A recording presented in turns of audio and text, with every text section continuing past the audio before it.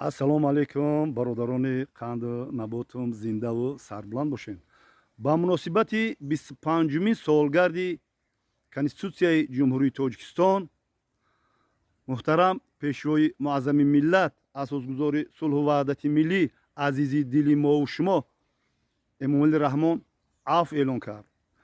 Дар ин афв зиёда аз 20 000 маҳбус озод мешавад ва ман ин маҳбусоро ба озодӣ баромаданшона табрику таҳният мегӯм ва гуфтание дорам, ки шумо вақте ки ба озодӣ биромаден, бояд дар паҳлӯи шермардони ватан бошен, хоб хатогии худро ислоҳ кунен ва ин хатогие ки шумо карден бояд ба насли наврас бояд шумо дарс биомӯзен. Бигӯен ки ин хатогие мо кардем, ин хатогиро шумо такрор накунед.